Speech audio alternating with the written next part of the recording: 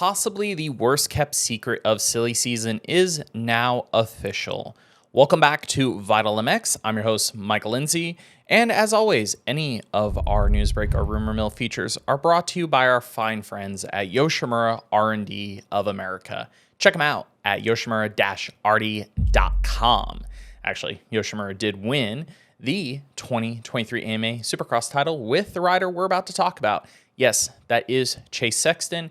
It is official. His new adventure begins. His tenure with the Red Bull KTM factory racing squad begins officially as of today, albeit there's a launch video and some photos, so we know he rode the bike, a little more recently than today. But either way, it's out there. It's official. We've been waiting for this one because most contracts typically end the last day of September. That's when we see those slew of, hey, thank you to our old team. October 1st is usually the announcement day.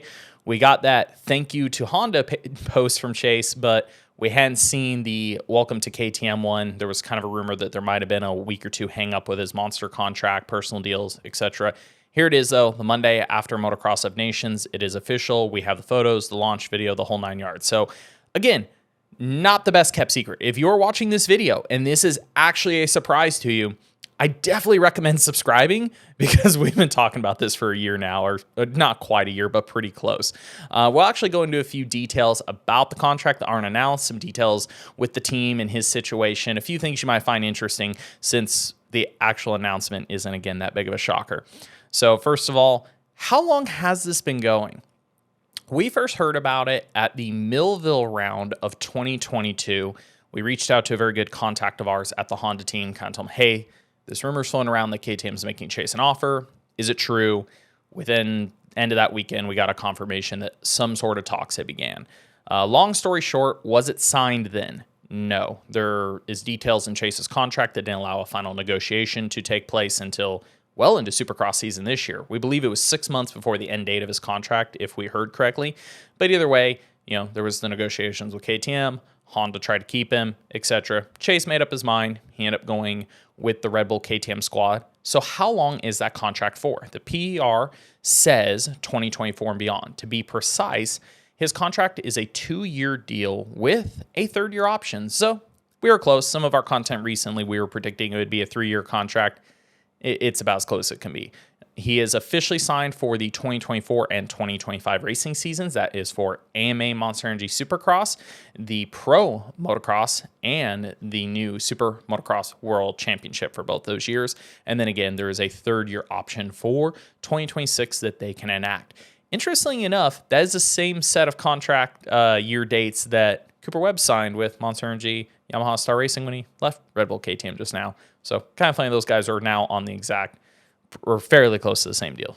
Not exact numbers, but same terms of length. So how does that work for somebody like Chase? Well, they've negotiated a price that they're happy with, bonuses, everything they need to know is in that contract. And they can just enact it for 26 if they want to keep going. So what happens for someone like Chase if they just go out and kill it for the next 2 years? Do they just lock into that 3rd year into 2026? They just enact it at the same price? Not quite. Riders of this caliber have accelerator clauses in their contract, meaning if they win titles, they meet certain goals and margins of victory, etc., they actually get pay raises built into their contract. So to give you an example, let's say Chase's base salary is $2 million. Again, we're not saying that's what it is, but we're probably not terribly far off. Let's say that's his base pay. He wins another Supercross championship, an outdoor title, whatever. There could be an accelerator in there for, say, $300,000 against his base pay, meaning his base salary could go from like 2 to 2.3. And it would either from the date of which he wins the title or the end of that year contract, it would adjust his base pay. So if he's getting monthly payments against $2 million, 12 payments, whenever he wins that title, the accelerator would kick in and the remainder of the contract would be paid against that raised price. And that could keep happening for multiple titles until there's some sort of a cap. So it is in the best interest of somebody like him. We're talking about, your Jet Lawrences, your Eli Tomacs, guys that do these multi-year deals with accelerators. Hey, if you're killing it with your team, cool, your price will actually go up throughout the length of the contract, even with options, etc.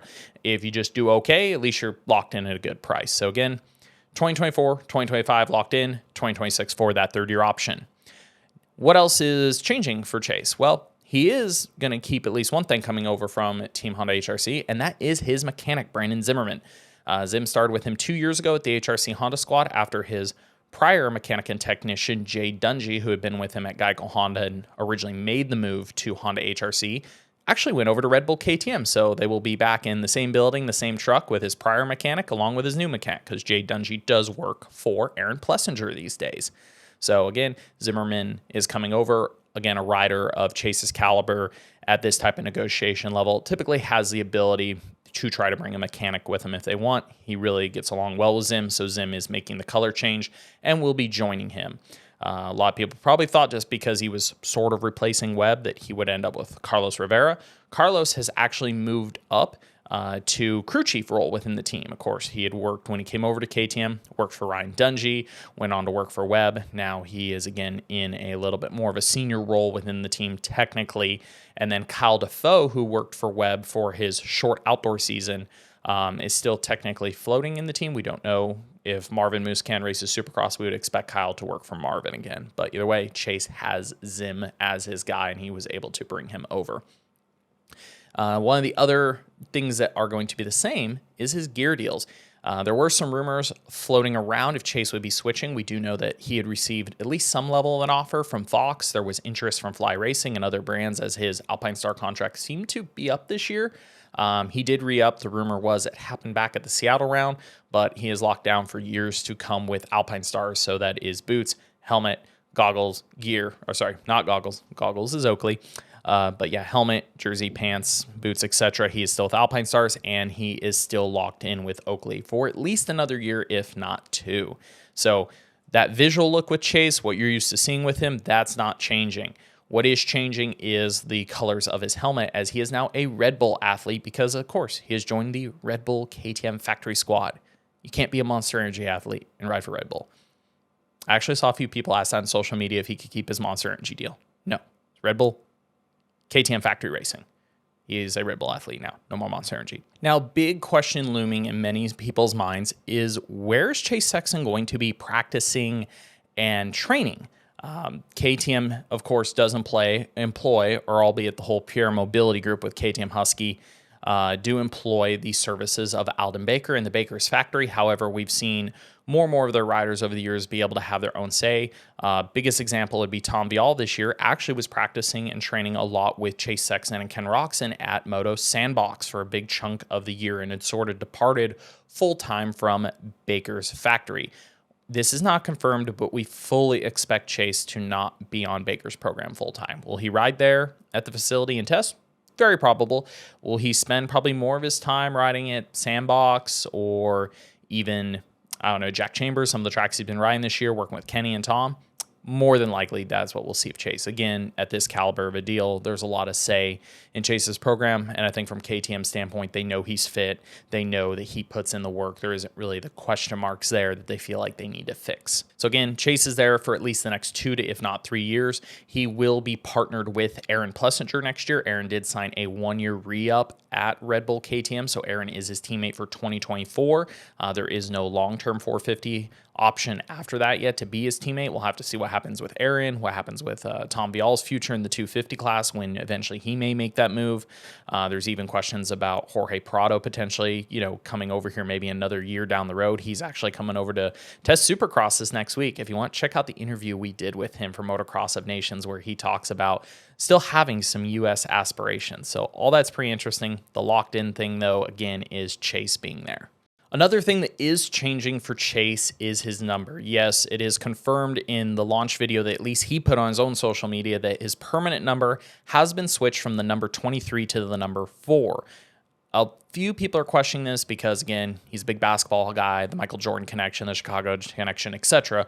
Why would he switch from the 23 to 4? Well, Chase has shared that the first number he ever raced with was number 4. He's always wanted to, but he's never been able to pick it. His number 23 came from winning his regional 250 Supercross titles. When you win a regional Supercross championship, you can pick a 2-digit career number. You can only pick a single digit if you win a national level title, a 250 outdoor championship, or a 450 Supercross or 450 outdoor championship. So with him being the 2023 AMA Monster Energy Supercross champion, he finally has the right to pick a single digit. So he's picked number 4. However, we will see him at Anaheim 1 in 2024 rocking the number 1 because, of course, he is the defending champion of that series. So we will actually not see him race with the number 4 potentially until probably outdoors. That would be about the first time we would see him in outdoors and in super motocross racing with that number 4. But at A1, he will be rocking the number 1.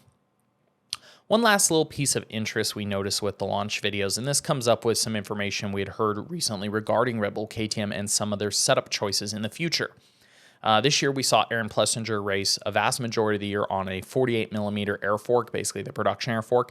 The KTM Husky Gas Group worldwide for a long time on motocross and supercross has used this Works 52mm fork. It looks like they are going 48 next year. The videos for Chase this weekend were him practicing on a 48mm fork. And we've heard from quite a few people that that will be a big change for the team going forward. So we expect to eventually see the Rockstar Husky and the Red Bull KTM team potentially fully switch over to this diameter fork in the future. Again, just at least for the launch products, we noticed production upper tubes with a 48mm cone valve cartridge kit slid in with a billet lug. Again, a combination of not even the 48mm kit fork you go out and buy, because it has the production upper tube on it, which has a little bit more flex character to it. So little things we just noticed, things that we'll see how that goes going forward. So again, we knew this was coming. The Chase news was coming, so we tried to give you guys a little bit extra information. If you guys have any other questions we can answer, anything you're kind of curious about, throw in the comments section below. We'll see what we can drum up for you guys. And as always, if you like these news breaks, if you like the information we try to break down for you guys, give us a follow, subscribe. We'd really appreciate it. And by the way, if you just finished up with Motocross of Nations this week, check out our website, check out our YouTube channel. We did a ton of content from that race. Big hats off to our guys, Lewis Phillips and Sean Ogden, that killed it over there for us over the weekend.